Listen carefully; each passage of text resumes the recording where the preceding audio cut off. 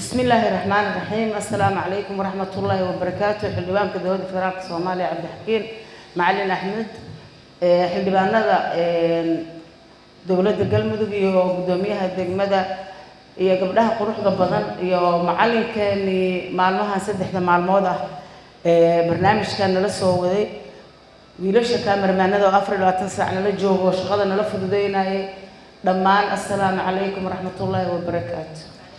waxaa farxad weyn ii ah inaan la soo qaato waqti saddex maalmood ah gabdho yar yar oo aqoon-yahano ah iyo maamooyin iga daba dhow oo anigu ugu weynaa dadkii meesha joogay in aan aad iyo aad u ogaaday maanta inay galmudug haddaan anagu tagno waqtigii waa tagay wax yar aan noo dhiman haddii ilaahay nafta noo daaye dad jiilna bedeli kara oo aad u qiimo badan aqoonna leh firfircoon oo waxaan isleeyahay booski aad ka tagtay canabe gabdho badan oo ku bedeli karaa joog horta inaan la kulmo aad aan ugu faraxsanahay.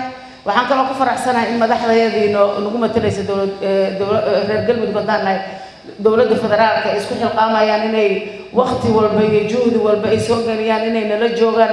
cabdixakiin waa uga mahad celinayaa intaan halkaan joognay oo hawshaan ay socotay weli nagama uusan faaruqin. mahad gaaraan u celinaya. waxaan rajaynayaa insha allah sanadka dambe 2011 inay soo saaraan xildhibaankan waa xildhibaan qaali ah. wax badan aan meeshan ka faa'iidnay waxaan u sheegnay gabdhaha yar yar wixii caqabad lagu noqday 4 sano ka hor markii aan xildhibaanka soo noqonaynay iyo caqabada cusub oo iyadii soo laabatay. waxaan sabarnoon aad uga mahad celinayaa wasaaradda dowladda federaalka Soomaaliya haweenka iyo state house-ka galmudug wasaaradda haweenka genderka in iyo macalinka fududeynaya nin aad u firfircoon oo qalbi fiican ah inkastoo reer Jubbaland waxaan rajaynaynaa inuu reer galmudug noqon doono in ay noo sheegeen wadadii aan uga gudbi lahayn caqabadaas oo aan wax badan uga faa'iidnay. waxaan rajaynayaa in caqabadihii gabdhaha yar aan u gudbinayn ayagana qalbigooda oo aad markii su'aal badan naga weydiiyay macallin fiican oo ah Mustafa wuxuu weydiin jiray mar walba wixii shalay la soo qaatay. waxaan aad ugu bogaadinayaa gabdhaha yaga inay aad u maskax fiican yihiin oo ay ku soo celinayeen barnaamijkii shalay ay barteen uusan ka lumin.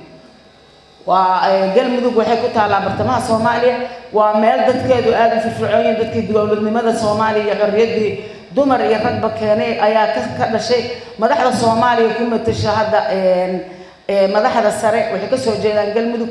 waxaan rajaynayaa gabdhahan yar yarna inay iyagana iyo wixii la mid ah in ay noqon doonaan inta naga maqan iyagu ay sii gaarsiin doonaan si ay u bedelaan madaxda maanta joogta. waa wada rag waxa lagu matala Soomaaliya. waxaan rajaynayaa inaad idinkana noqotaan oo aad bedeshaan idinkoo dumar ku matala insha Allah. sii badin maayo hadalka. waxaan leeyahay mar koowaad iyo mar labaad iyo mar saddexaad way ku mahadsantahay wasaaradda haweenka. waxaan u hambaliyaynayaa wasiiradda iska xil saartay in ay iyadu reer galmudug ay soo gudbiso barnaamijkan. waxaan uga mahad celinaa oo kale shukriyada oo aad ugu dhiiratay maadaama wasaaradda haweenka ay shaqadii ay lahayd genderka iyadu ay aad u qabatay. faarax marka la ku soo dhawow reer galmudug waa ku jecel yihiin waa ku soo dhaweyn doonaa waa ku xiriirin doonaa insha Allah. lagu manaystaba idii aqoontii oo mayraxa ku qaada hooyo adiga munaashale hooyo adiga munaashale mufti ya aqoonyahan miliyab waaniyo barameel fiiyaba macallinkii wax baraye hooyo adiga munaashale hooyo adiga munaashale. murtidaasi waxay jawaab u tahay gudoomiyaha wuxuu yiri wax idinka badan raadinina wax kasta oo badan annaga iskala maxaa yeelay adigaan ku dhalnay waa ku dhaxnay waana dhashay waa kula dhalanay wuxuuna siiyay ilaahay baawar weyn. Khadiija bint Khuwaylid radiyallahu anha waxa ilaahay wuxuu soo diray salaan waana qaali waa qof dumar ah. suuratu nisaa alleena suuratu rijaal ma jirto. raggu markay isku wareereen Ummu Salama ay taladeedii ayaa lagu guuleystay. galmudug waa la maareyn waayo tala dumar hal raadin si loo maareeyo. assalaamu calaykum wa rahmatullahi wa barakaatuh.